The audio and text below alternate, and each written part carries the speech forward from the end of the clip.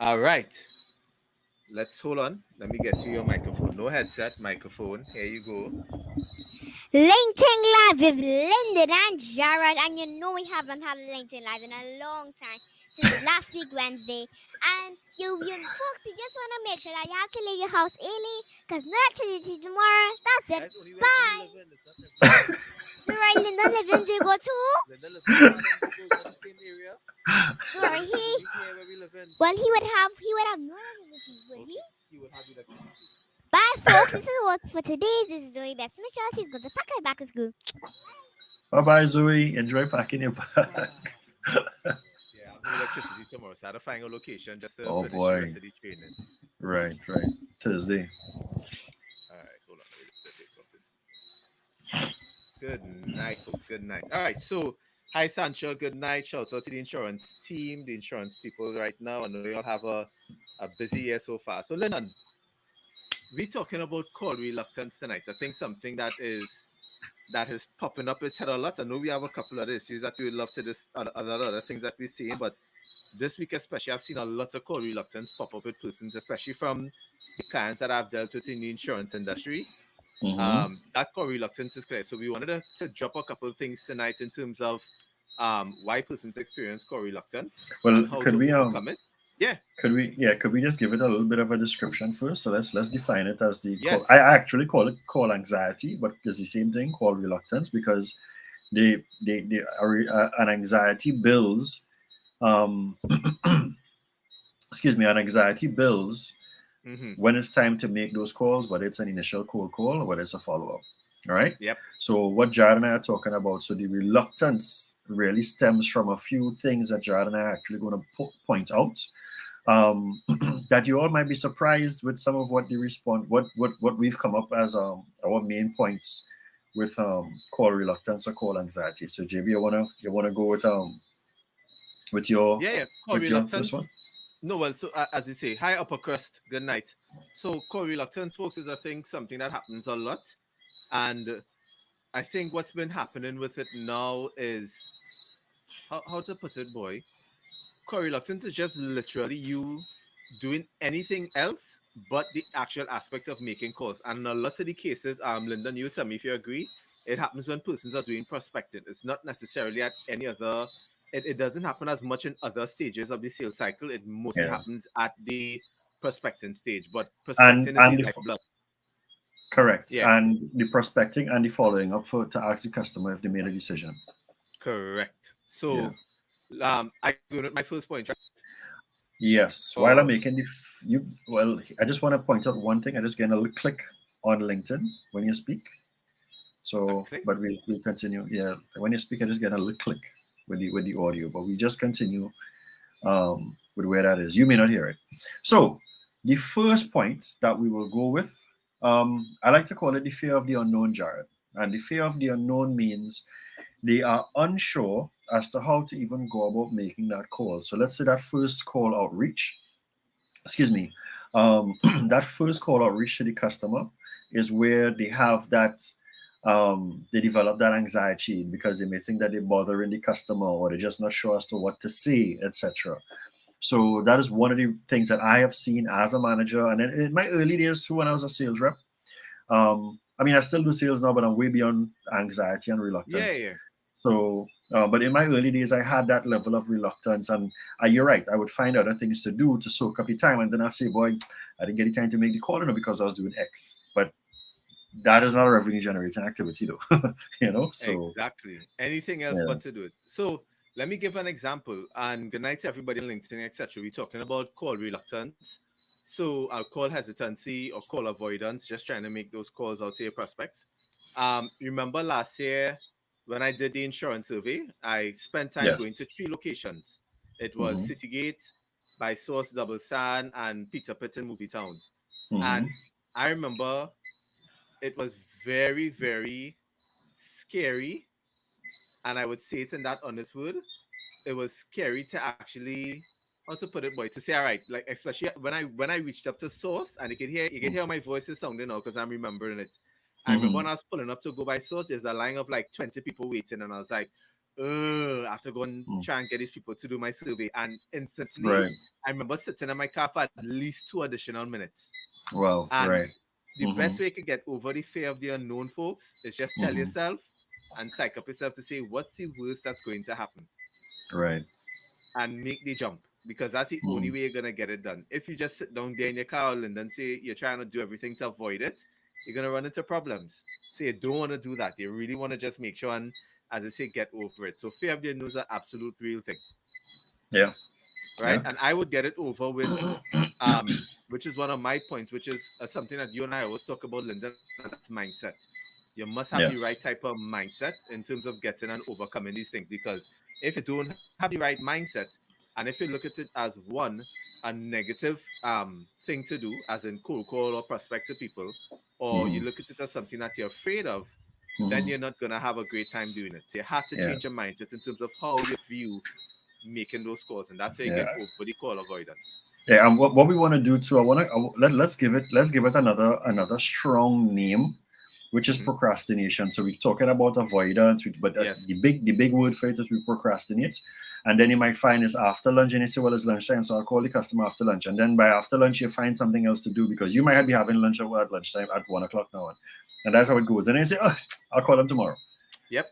Because obviously, and thanks for the thumbs up. And by the way, if anybody is watching this now and you have call, you are in this scenario where Reluctance. you procrastinate to make calls, let us know. We'll, as I say, and listen to the rest of it because we're going to drop some tips. Mhm. But yes, I agree. The mindset for me is a major thing. I think Yes. that gets you over that hurdle because for me, when I did it, all I said was the worst somebody could tell me is to F off. Like, Hmm. and I Yeah. accepted it. You have to, Yeah. that's what you Yeah. also need to do. You have to Yeah. accept what's the worst case scenario. Yep. So, what do you also do, Lyndon? What's your other point? Um, my other point is here. Another reason for that anxiety or reluctance is really they don't have any control or understanding of the process, right? Um, One of the things that I've found a lot when it comes to doing sales training is the a lot of the times there's a some sort of understanding that every call has to be a sale. So if it is that you're looking at doing prospecting, you're thinking that I have to go and close this deal right now with this particular customer. Or if it is that you're following up with the customer, you're not sure if you want the customer, what happens if the customer says no? Like what is my follow up after that?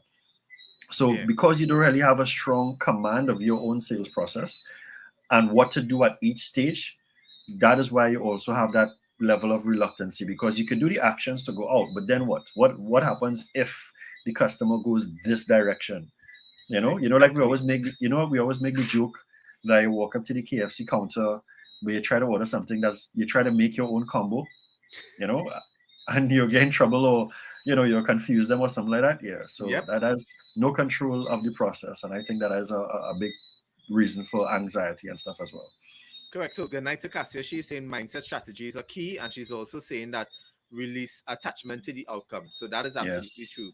And Yeah. I Yeah. love what you said, Lyndon, because um thinking that everything has to be the sale, I think, is the issue that a lot of them encounter, and that's where they fall short.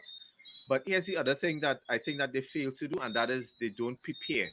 And that goes down Mhm. to the main thing, which is preparing your script. So, in other words, every Yes. time I'm making a prospecting call out to somebody the first time, I kid you not, I write out the end of what my conversation is.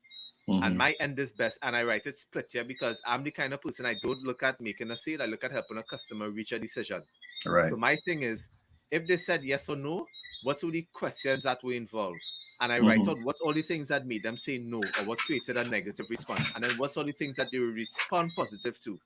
Because once I do that now, then it allows me to be more comfortable having the conversation. And good Yes. night to Janine's. And because all the advisors that I spoke to, when you hear them and this is why we're doing this tonight, when you hear them talk about why they have the call reluctancy, most of them didn't have a script or focus or In a front of strategy them. towards Yes. it. They weren't prepared. It Hmm. was, Yeah. what gonna do today? Hopefully make a Oh, call. yeah. Yeah. That can But work.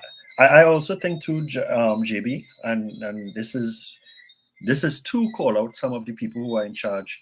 Some of the scripts are bad, even if they do have scripts. Some of the Or the scripts are scripts are not awful. very, yeah, the scripts are not very good scripts. And it's again okay, so like how you said there, your goal is not to make a sale but to help a customer, but which eventually turns into a sale, right?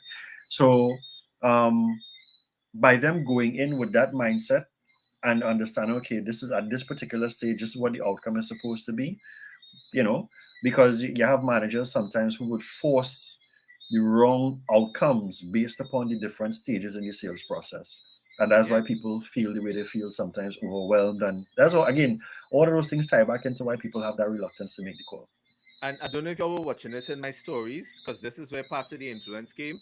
Remember, some a lot of people are getting bad approaches from from insurance advisors, and Hmm. one of the things is that when you look at it in terms of the approach, it's bad. So you would have more call reluctancy, especially if you had a horrible day before in Yeah. terms of calls.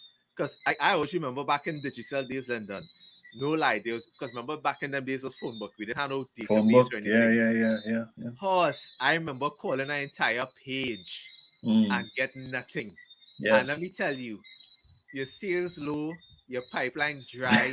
The next day, I'm telling you, it is utter You don't want to do it. depression. Yeah, where you Utter getting the depression to motivation to make do a that call. from? I Exactly. would have Yeah. done anything else, including just Hmm. sit down in my car and stare at you at oblivion. Anything else. Cassie is saying, this is true. Plan and prepare. I started using a slide deck to keep me focused and on track. Discovery calls still make me nervous, so it gives me something to focus on. Yep. Yeah.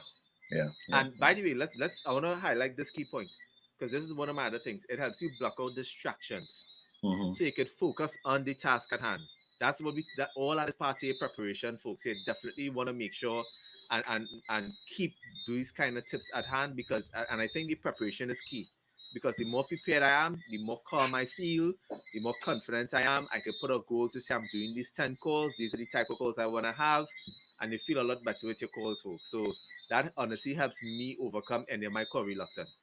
When I looked Yeah. at that line to do the survey, London, part of it, what I said was that part of my thing that I did before I came out of the car, I just constantly said my script of what I was going to say. I was like, hi, I'm doing a survey for some advisors that I'm working with in the insurance industry. It's going to take you 2 minutes, and I'm also giving you $10 towards your doubles purchase. Mm. So I made sure and practiced that so it was clear, distinct, and Right. everything before I came out of the car. And the more I practiced it, the more confident I felt, and I jumped out of the car, and I got like 50% of the persons to respond. Right. And most actually didn't even take the $10 from me, which is pretty Right. impressive. Which was I was cool. shocked. One Yeah. guy, when I asked him, he's like, "How much money are you paying me?" I was like, $10. Okay, all right, let's do this. Let's do Nobody else it. took the money. Nobody else. So it Right. just shows when you prepare, you practice and all these things. Hmm. But let's It let's makes it let's better. make a point on that too. With the preparation, is that when you did it, you were just very specific on what you wanted, Yeah. right? So and then and then what you were going to give them in return for that. So again, once you understand those things, that's how you can start beefing up on your core reluctance. All right, And can I say overcoming that anxiety. correct? And can I give this advice to everybody? This is something I'm just finishing training with an insurance company, and this is something I've been telling them. You have to switch your mindset on prospecting calls because here's why. If you focus on booking a meeting, you already skip the most important step, which is determining interest. Interest, yeah. Because I would, people, and trust me, people who waste your time are always open to a meeting. What you Yeah. need to focus on is Because determining interest. Yeah, they have the time to waste, right? of course. Yeah. And worse yet, they don't even have a budget, so they utter waste of time. So what you have to determine is the interest level. And once you understand that, focus in your conversation, and it's built into your scripts and you practice it, you feel a lot more confident to make these calls. So please determine their interest. And the interest means are they willing to talk and are they willing to get this problem that they have solved this quarter, this year, This this year. month, Yeah. right? What's your other point, Yeah. London? The other one that I have is lack of tools. Ooh, So a lot of these guys and they're doing work, but they don't have the right resources to help them do the job properly. And in this instance, this is where I always leverage on the technology. So whether it's the CRM, um, excuse me, and even if you're not using a CRM, sometimes simple tools and resources is writing your own script, saving it as a Word document, saving it as a Google Doc, wherever you want to keep that, and just keep it in front of you. Cassia spoke about having a slide deck in front of yeah, her. I like that idea. That is a resource that you could use to help you improve on what is it that you need to do. excuse me, sometimes just as something as simple as space. Because I do remember that where I was working at one particular time, it was too noisy to make the call, right? Right. And like I was again young, so I was very self-conscious about the noise. I don't know if the customer really cared about the noise or not, but I was self-conscious about the noise. I felt it needed to be quiet and that kind of stuff, right? But so yeah, all those little things sometimes are hindrances, but I definitely tools, your CRM, and also sales content resources that will give you a script to work with. And that Yeah. script is that things that you can actually follow.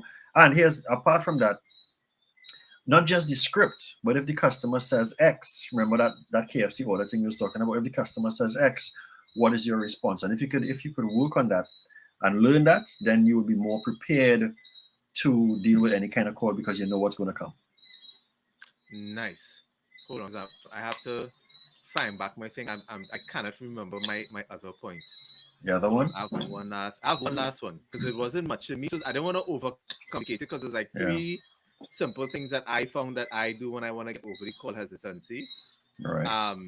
Let me just make sure. Of course, internet move slow All because right. Well, you want me to I'll go into post the this last one? tomorrow. You go ahead. You go ahead to your All last right. one, and I'll touch So base on mine. my last point was just practice and planning. Well, and if we spoke about planning already, so because Jared spoke about being prepared, but practice, and this is where again, drop on the knuckles for sales managers because this is something that is not happening in any of the industries. So practice as it relates to how to make the call, how to deal with objections, taking different approaches towards making those calls. That is not happening in the industry right now. People are just coming to Yeah, work boy. and they're just learning for themselves, and they don't even have a co-worker to bounce it off of. And if you do, that is not a practice between the co-workers. So Yeah. practice with your teammates. If your sales manager not doing it, he or she not doing it, forget them. But you call, hey Jared, I want to go through this particular call, this particular Yep. sales call with this customer, boy. You be the customer and I'll do the call. Yeah? And that's how you start from Simple. there. That's how you get better. So and let me put this in the reason why we bring this up, like especially because in the insurance industry, what influences was like when I look at some of these scripts that and some of the tactics that people are using, it's very outdated. It doesn't focus on the buyer and it's out of touch, which goes into the problem of the managers who are there now aren't coaching you on the right tactics, the right strategies, the things that they need to do now for the buyer. They're going with Hmm. whatever they learned back in 1984. It worked then, and they don't care. It works now. They're just going on numbers. Yeah, And and that's somebody not the brought it up case. today on a comment which was very timely. They just kept saying, and you always talk about this, then because I know this is our topic for next week. There are too many sales managers that are just doing that. They're managing. They're not coaching. They're not leading. They're just That's it. looking at Yeah. managing. They're not even helping managing for growth. They're just managing whatever is there and whatever comes. So they're Yeah. not They're doing just a good managing job the at it. desk. Yep, nothing else. So let me hit my bonus point. I have two bonus points. Number one, a good way to get over it is I wonder if I mentioned it, is to schedule it in your pipe in your calendar. So in other words, this must be a non-negotiable. So Yes. therefore that gets you over not making up excuses and procrastinating. So it means that if you want to schedule it for 9 a.m. every day, 9 a.m. every day, you must be ready to pick up your phone and start dialing. Right? And then here's my two bonus points. You have to look at it and remember your why, Lyndon. I think that's what a lot Mm. of people need to do, which kind of complements your mindset. Because look at this, folks, and this is something I always tell people. If you have a product or service that can help people solve a problem that they have, and you aren't reaching out to these people to introduce them to it, you are being extremely selfish Hmm. because you're letting these people go ahead with their problems and you could help them in a meaningful and helpful way. You are there to help, right? That's one of the things I think that always gets me a little upset when I see people, especially the ones who have fantastic products and services, and they don't want to help persons. They don't want to make that call, and you can make a difference in someone's day by making Yep. that introduction to them. So don't hesitate to make the call. And let me drop my second why. Your second why, of course, is that you remember why you're doing this job. A lot of us in sales, let's be honest, it starts off with we're doing this to earn a living, to make money. And if you don't make the calls, that's your competition. That's somebody is going to make the call Somebody and else is introduce doing the it. Yeah. customer. So you're missing out. And you're doing this not just to say I have a job, but to make a living, to make a career from it. So you have to make those calls. This is how you're going to grow. This is how you're going to become better every day. So That's just my points for tonight, folks. Yep, solid one, sir. I love Yeah. those two last points. I don't know if anybody has anything that they'd want to add. I don't know if anybody wants to give us some of their experiences or how they're In terms currently of, dealing with their call reluctance or hesitance or avoidance. But I realize it's something that's been happening. I can just say one thing, right? That in my, as much as I did have some anxiety in terms of making calls in the beginning, if it's one area that my first sales manager really worked on us on was that, every Monday we practiced with each other. And then what happened is that we had such a good huddle. So in our cubicles, like I might hear one of my guys making a call, my colleagues making a call, and I would love the way Right. that they said that. So I might take a piece of what he or she said and put it into my thing, and then they might hear me say it now and they say, "Hey boy, that." So sometimes when we make all those calls together, just like how some of those sales movies that we watch, where they're kind of in the same room, they can overhear a conversation and they can pick up and say, you know what, I'm going to say that thing. Those are all little things where you can have just a sales huddle. I know this guy does it too. The owner of the Dallas Mavericks, when they're doing ticket sales, ticket drives, Mark um, Cuban. Mark Cuban, he would sometimes come together, and he would have with sales calls with his people, and they would just call to offer season tickets and that kind of thing. And look at that, Mark Cuban is an owner of an Yep. NBA team. And as much as some people might not like this individual, the first time I came across a lot of things where the coaching was emphasized was from Grant Cardone and his team. Hmm. And Grant Cardone emphasizes on this. So by the way, folks, we're not saying spend an hour doing coaching, you could just focus on your script. Like when I psyched myself up before I went to the line, that took me 5 minutes. That's all I need to do. 5 minutes. Just practice and have it done and get out there and get it working. Yeah. Right? You're missing out on a huge opportunity to build a pipeline. Right? No matter what it is, I think there's honestly a market in every aspect for every business that people are doing. The problem is they're not having a good script and they're not making the calls to actually introduce the customer to the service. Yep. So you're missing out. But that's just our helpful tools for tonight. Next week we're talking about sales leadership. I know Lyndon will lead that because that is, I think, one of his pet peeves. If there's one thing Lyndon talks about every week is that. Yeah, Right? we had to talk about leadership. Yeah. Yes, leadership is lacking. But thanks so much So for joining. Oh, sorry. no, I just wanted to drop a point there, guys. So you would have heard us say it already, but um, so SAP 2022 Yes. is on the table, right? We are putting things in place on the back end. We do have a pretty interesting theme for this year that we believe you all might like, and then too how we want to deliver it this year too is different from the last few years. We like to do a little bit of a trend setting, Yeah. Be so willing to take risk. um, look out for that in the coming weeks. We already have a few things that's open, so people who are interested in, let's say, speaking, be prepared to maybe Throw your throw hat your in the hat in ring.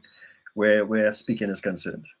And also too, we are doing our mixer, right? In-person mixer. Yes, I think we just have to firm up the date and just to Yes. get that off. Right? Because I know a lot of persons access for it. It would be small because we still want to keep the numbers down, but you're definitely going to see an in-person mixer event where we can network, chat, talk sales, talk everything under the Trinidadian sun. Yeah, So it's been so long since we had a mixer, boy. yeah, boy. Yeah, Look how long, Jed. So it's way no, too overdue. long. But Yeah. yes, I'm excited for sales as a profession. There are some important calls to do tomorrow. And yeah, Mhm. and I'm not going to be reluctant to make those calls. No. I have it prepped already. Like I've been thinking about them all day. All day. Yep. So I'm excited to do it. That's how my mindset is in a call. Excited. All right, folks. So hope this helps. I just want to wish everybody happy selling. Please make those dials. Your customer, your prospect needs help with their problem, and your product or solution is the way that they can get the help. You not calling them is putting them at a severe disadvantage. So you need to make those calls. Get over the reluctance, make the dials, get that commission, help your client become a better salesperson. All right. Have a great night, folks. Peace.